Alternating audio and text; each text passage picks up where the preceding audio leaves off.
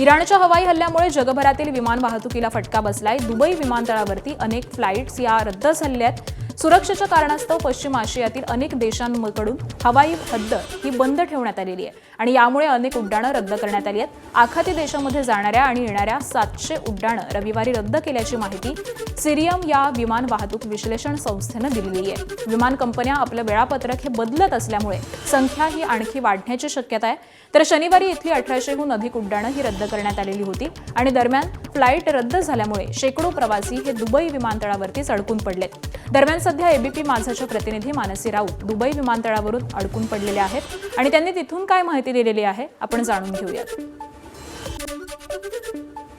नमस्कार, मी मानसी। मी आहे सध्या दुबई एअरपोर्टवरती। माझ्यासोबत सागर आहे, माझा नवरा आणि माझे आई बाबा। आम्ही चौघही जण केव्हापासून तरी दुबई एअरपोर्टवरती अडकून पडलेलो आहोत, कारण अर्थात युद्धजन्य परिस्थितीमुळे सागर केव्हापासून इमिरेट्सच्या स्टाफसोबत कॉर्डिनेट करतोय। पण त्यालाच विचारूया नक्की काय सांगितलं जाते सागर। पहिलं म्हणजे एमिरेट्सच्या सर्व फ्लाईट कॅन्सल आहेत। एमिरेट्सच्या तसं नाही, इथे तर सगळ्या एमिरेट्सच्या फ्लाईट्स आहेत या टर्मिनलला, पण दुबईचा एअरबेसच बंद करण्यात आलेला आहे। ते आता फर्दर नोटीसपर्यंत कोणत्याही फ्लाईट्स फ्लाय करणार नाही आहेत। त्याच्यामुळे नागरिकांमध्ये किंवा टुरिस्टमध्ये खूप भीतिजन्य वातावरण निर्माण झालेलं आहे। परंतु त्यांनी एमिरेट्सने पाण्याची व्यवस्थासुद्धा केलेली आहे, एअरपोर्टकडून खाण्याची व्यवस्थासुद्धा त्यांनी केलेली आहे। प्रत्येकाचे ज्यांचे तिकीट्स आहेत त्यांना बोर्डिंग पास दाखवून KFC पासून मॅकडोनल्डपर्यंत ज्या इथे अवेलेबल फूड स्टॉल्स आहेत त्याच्यामध्ये खाण्याची व्यवस्था त्यांनी फ्री केलेली आहे। पण बराच गोंधळ आहे, अजून काहीच त्यांना फायनल कम्युनिकेशन काही येत नाही आहे त्यांच्यात की आता पुढे काय करायचं। बरोबर बोलतोय।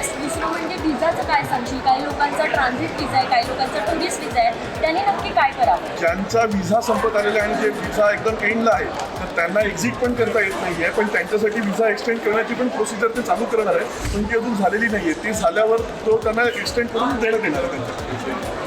आता लोकांनी नक्की काय करावं किंवा काय कोऑर्डिनेशन करता येईल? तू स्वतः काय करणार आहे याबद्दल?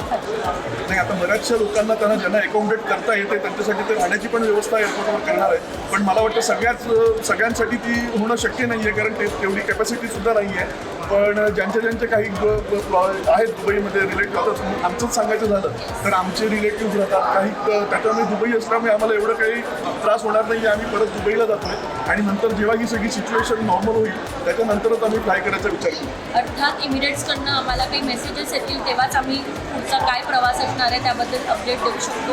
आम्हाला जे काही अपडेट येतील। एबीपी माझा, उघडा डोळे बघा नीट।